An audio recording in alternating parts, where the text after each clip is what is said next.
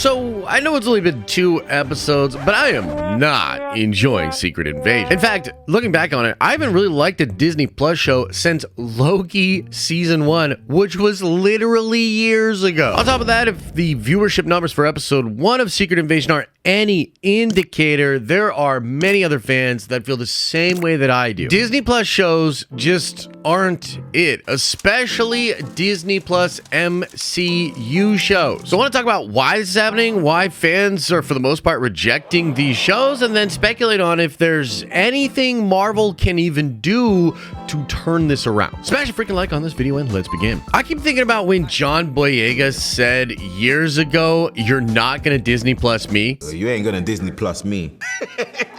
I ain't getting no Disney Plus. Now, the crazy thing is, when he first said this, a lot of us thought he was crazy. There was a moment when it looked like he was actually going to be wrong. I remember a lot of people getting excited for the Disney Plus shows, thinking of how absolutely epic they could end up being. And to be fair, they came out of the gate pretty strong. I mean, Mandalorian Season 1's really good. WandaVision's really good, even though I think it has a flawed ending. Falcon and the Winter Soldier sucked, but it kind of had a built-in excuse as it was originally about a pandemic. And for obvious reasons, they had to scrap that idea after the actual pandemic. So that show's kind of a Frankenstein, and a lot of us just kind of looked past it. But Loki was incredible. I remember really enjoying Loki. Now, these were wild times in entertainment. I mean, things were changing rapidly. I remember Jason Kilar coming over to take over HBO Max. I remember him making it so every movie that came out from Warner Brothers was going to be day and date released on HBO Max for no additional cost for an entire year. Man, Hollywood did not like that. He obviously does not work there anymore. You're fired. But even the Black Widow thing, like I remember them putting Black Widow out on Disney Plus day and day. You had to pay like $20 or whatever to rent it. These were crazy times. It just felt like maybe movie theaters were over, streaming was going to be the future, and it was just an obvious move to take the same quality and output that you had in the theaters and make it into streaming content. We all thought Bob Iger was a genius. Disney Plus was brilliant. Look at how many subscribers they're getting. However, that quality that we saw in the first couple of Disney Plus shows would not continue with many of the future MCU and Star Wars Disney Plus shows considered to be mid. And this led to a really crazy brand erosion. Consider that Secret Invasion's first episode is the second least viewed Disney Plus show ever created by Marvel. And it's only second lowest to Miss Marvel, which was a show that was literally airing at the same time as a Star Wars show, and one that Marvel frankly didn't really promote. On top of that, Mandalorian Season 3 seems to be 30% lower as far as viewership is concerned than even Season 2. And after hitting a plateau of subscriber growth and then ultimately losing subscribers, Disney Plus went from being this genius Bob Iger idea that we thought would revolutionize entertainment to being a massive load of debt that loses Disney billions of dollars a year. This is why their stock price is way lower than it used to be. This is why Bob Iger was rushed back to the company on a Sunday after they unceremoniously fired Bob Chapek. And so the fact that it's not making money, it's not making fans happy, it may well be doing damage to the brands that Disney likes to monetize in a really wide pipeline. Well, let's just say John Boyega, in hindsight, now looks like a genius. But you know, this really does beg the question. I think it's really worth honing in on why these shows are not working. Why? I mean, by all accounts, the idea of doing awesome Marvel or Star Wars content that releases behind a paywall on a streaming service is a good idea. If the content is dope enough, people will pay and will watch it and talk about it and spread the good word. That is the whole point of this. This is just one of the ways Disney thought they could monetize these big IPs. So why are they not getting views? And why are the very fans that these shows appear to be targeting rejecting making the shows? I think it comes down to three main reasons. Reason number one, the budget. And I don't know. I mean, looking back on it, maybe it was crazy to think of big brands and IP like Star Wars and Marvel that were literally made into the giants that they are because of expensive movies. Yeah, maybe it was a dumb idea to think that you could do that in a much smaller budget for streaming and you'd still retain that quality. Now, some of the Disney Plus shows look really good. Most of all, Andor, the one that really nobody watched and Kathleen Kennedy spent $250 million on for some reason. But most of the other ones just, they don't look good, man. They don't look good. They're cutting corners. There's all this really obvious stuff going on that's saving budget and making the shows look bland as fuck. Everything's in a room, a dark room, and the CGI is covered up by obscuring obstacles or dark shadows. You know, it looks cheap. I think it's most painfully obvious in a show like Kenobi. I mean, say what you will about the prequels, but those things looked incredible. Those visual effects hold up to today's standards of CGI and digital effects, and that's because George wouldn't accept anything less. And so you bring back Ewan McGregor and Hayden Christensen for the first time in like forever, and you put them on a stupid spinning green screen thing and use zero budget. The She-Hulk show can't even show freaking She-Hulk transforming without dark shadows or weird camera tricks. Moon Knight has a few shots that look super cool, and then if you take your eye off of anything that's not in the center of the frame, you realize it's basically being drawn by kids with crayons. It's really bad. And with Marvel itself, the lack of budget also restricts what kind of superheroes you can bring into the shows. I mean, we're literally about to watch Secret Invasion, one of the coolest Marvel crossover stories of all time that had all these heroes. It even had multiple versions of the heroes, the Skrull heroes versus the real heroes. It's absolutely incredible. And they're not bringing any Avengers into it because they can't afford them. Same thing with Loki. We're going all over the freaking multiverse, but we can't go anywhere there's an Avenger because we can't afford that price tag. So I think the lack of budget for these shows is really constricting them. And again, this kind of makes sense. I mean, why would you think these properties that had success in gigantic movies with huge budgets would work for television? It just doesn't make sense. Now, the second thing that really hurts these shows, and this is really more of an MCU Disney Plus thing, but it is the lack of connective tissue. Again, this is so damn silly because Marvel was successful. Like, it got bought because of the Avengers, because you're bringing all these characters together and building out this crazy universe. Like, that's the entire value proposition. It's a huge part of what fans like. And the fact that they're now churning out like a bajillion of these fucking shows a year means they can't perfectly fit them in to the canon they're developing with the movies. It's just way too much. And so instead of try to do something that then they have to retcon later, they just restrict the connections. They pull Doctor Strange out of WandaVision. They pull other characters that might have shown up in Falcon and the Winter Soldier. Like, it seems like every time one of these Marvel shows come out, we hear about all these cool ideas that maybe were going to happen but didn't happen, and Feige has a plan. Like, even Secret Invasion.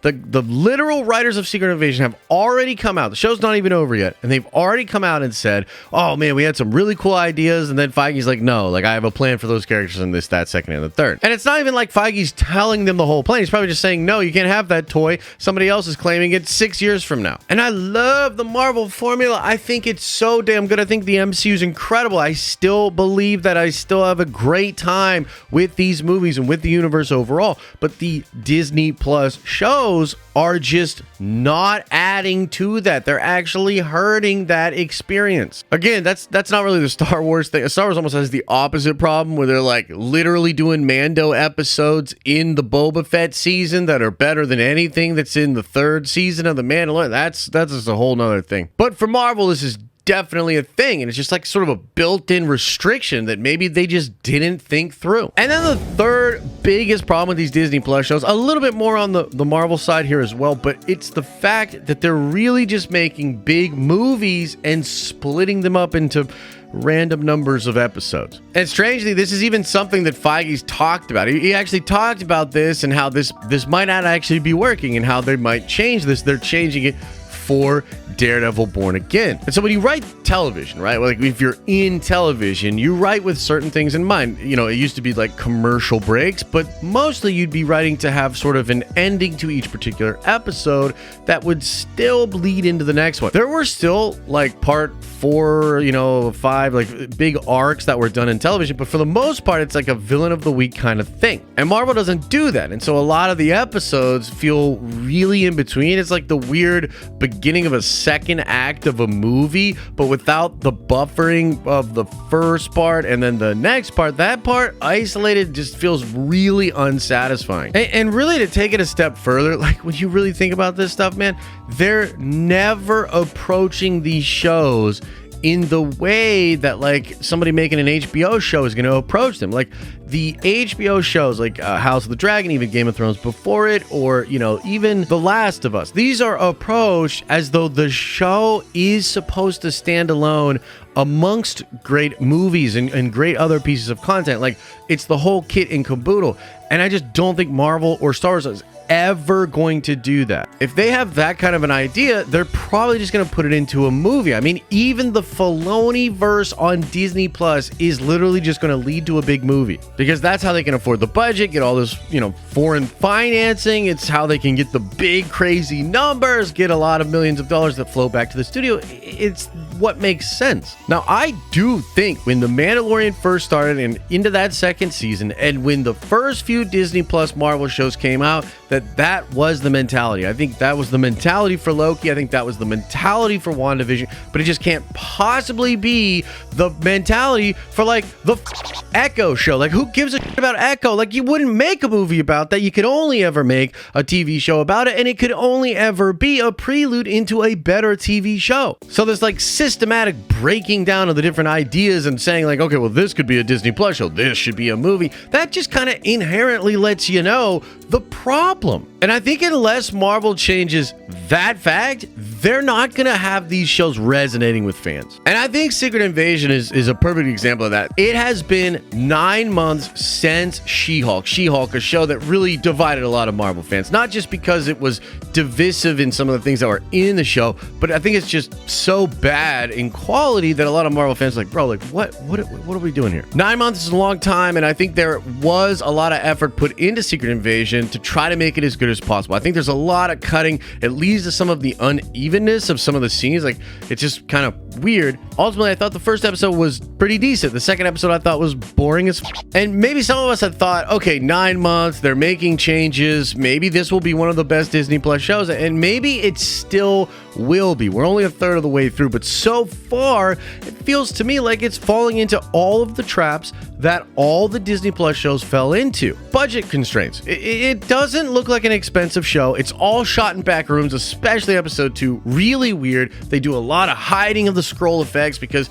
they don't have the budget. They hide Nick Fury de-aged in the shadow. They don't have the budget. They're not involving the Avengers or any like actual heroes because they don't have the budget. Lack of connectivity or consequence. I mean, maybe there'll be some stuff in the show that does actually change stuff for the MCU, but I don't know, man. I'm really skeptical of that, and I think so far, especially because the Skrulls are just isolated to like world leaders and like all these obscure people that honestly we've never met before this fucking show. It's crazy. I can't see that having a big impact on things. I can't really see that being must-watch television to understand what's going on at Marvel. And then the long movie thing instead of like flavor of the week. I mean, that I feel so hard. I feel like maybe episode 1 and 2 together feels really good, which a lot of the press actually experienced that way. But to see the first episode, wait a whole week, and then watch the second one knowing you have to wait a whole week for it's not a satisfying experience. It's not built like a show. This is that weird part of Act 2 or the weird part of Act 1 that's like on its own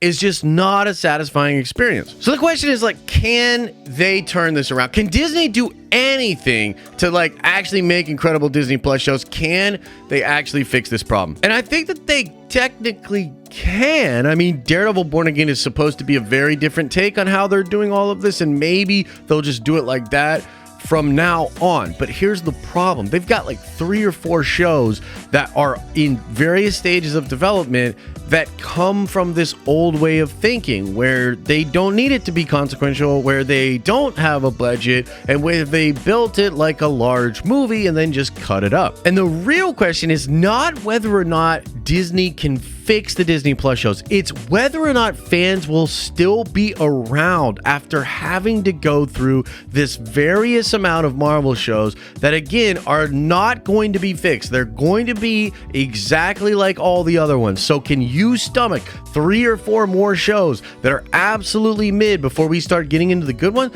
I don't know. That's kind of on you guys. I just feel like they're not doing themselves any favors by just releasing this stuff. But I guess, like, from their perspective, they're like, well, what are we going to do with it? What am I going to do with Echo? Just cancel it? No, we'll release it all at one time, binge it, and then we can kind of move past it. But again, that still does brand damage. You might mitigate some of the brand damage by having it all come out at once, so there's not this lingering discussion, but it's still going to do brand damage. The last thing I want to leave you with is a quote by the Russo brothers. Here's what they said right here. But I also think, too, that Disney's gone very conservative. Post Iger, they seem to be in IP management mode.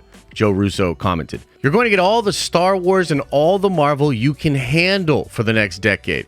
They're all changing. It's either a reinforced conservative approach from your traditional studios, or it's forcing a tech company like Netflix to rethink its entire model. There's so much content spread over so many creators and providers that it almost doesn't matter," Anthony Russo added. "If part of the model weakens, there are other parts of the model, Top Gun Maverick, is ready and waiting to benefit. As much Star Wars and Marvel content that you can handle for the next decade." And I think about the way the Russos view the industry and why they're not really in business with Disney anymore. And I do wonder, did they see this coming? Did they see the writing on the wall? Did they realize that this special thing that was happening with Marvel Studios was going to be broken up and piecemealed off as streaming content to conservatively manage the IP for the next decade? And because they moved so fast, Marvel in particular just has all of this stuff that now comes from a